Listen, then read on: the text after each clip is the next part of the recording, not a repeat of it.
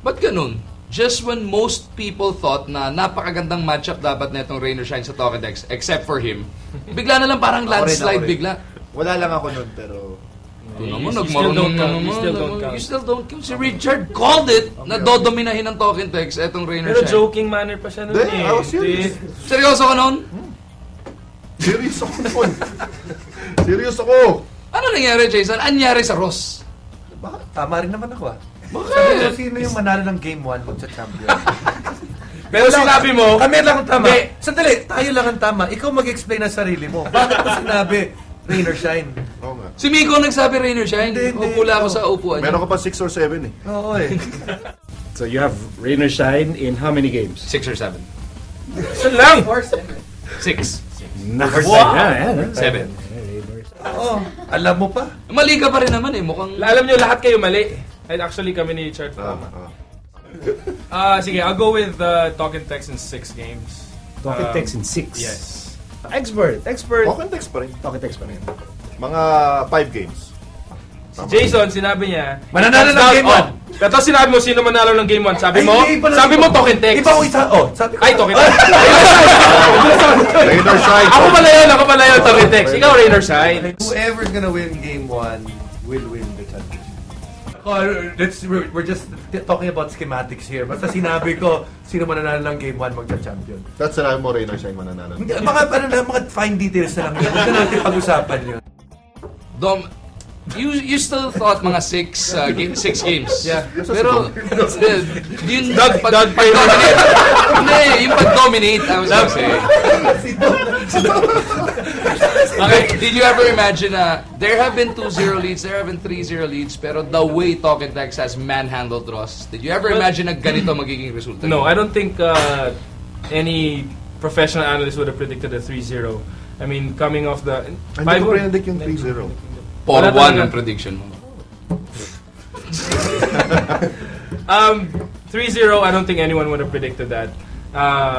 Hindi naman tambak yung mga games, Rain or Shine's giving up a good fight, but it just, Talk and Text is proving too much. They seem like a better version of Rain or Shine now.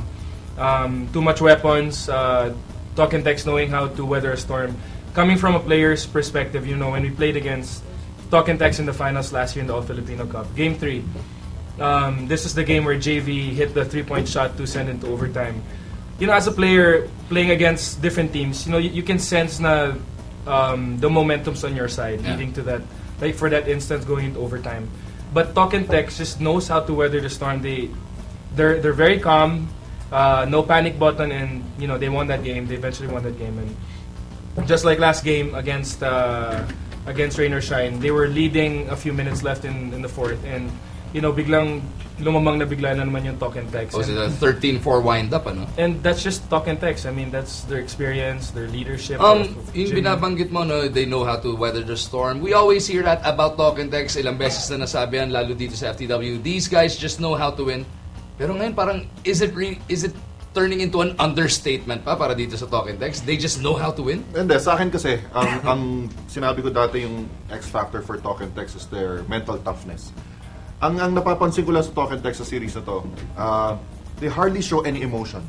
Kumbaga, kahit sinasabi nila ang Rain or Shine is not physical in this series, I disagree. I think they're still being physical.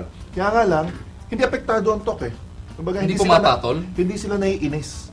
And even if they make a good shot or even after winning games, they don't celebrate. They're just devoid of emotion. Na talaga na-separate nila yung focus nila on winning the series for yung sa other stuff. I think the biggest difference nung series with Alaska and Talk and Text is nainis yung Talk and Text sa Alaska. That's why nawala sila sa focus. Kaya ngayon, nagkaroon ng games na Alaska won. But dito sa series na to, I think hindi. Talagang they're just so focused. Coach Norman even mentioned that the Alaska series made them better. And I think, coming off that physical series against Alaska, it really gave them that warm-up, kumbaga, for the finals against Rain or Shine. And it's proving to their side. Andito ka pala? Oo nga.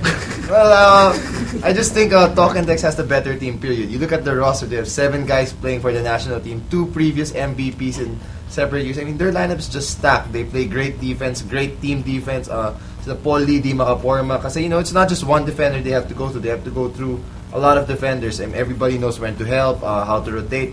they play unselfish. You know, even if the guy's open, if they know there's a better shooter, they'll make that extra pass. With Rain or Shine, I don't always see that. I see a lot of guys forcing shots. I mean, Talking Text is just really, really good. Quadruple match point ngayon para dito sa Talking Text. It's pretty hard to imagine this team getting beat 4 times.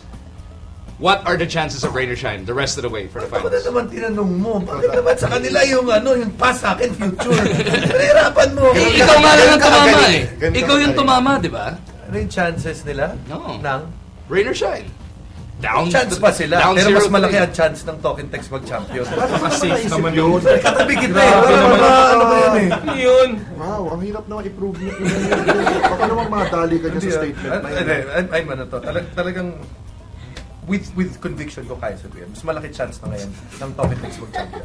Di Ikaw. nga. Di nga. Di nga. Ano? May pag-asa pa ba, Ross? Huwag kang gagaya, ha? Ano Hindi, sinabi ko, di ba? 4-1. Sabi ko in 5 games. So makakaisa. Isa. Sa game 4 yan, sigurado. Siyempre. Kailangan naman Ano ba to? Si Dom, Mananalo sila ng Bournemouth pag yun. Doug, Ano? chances ng Ross. They could probably win one, maybe a game, 2 at the most. But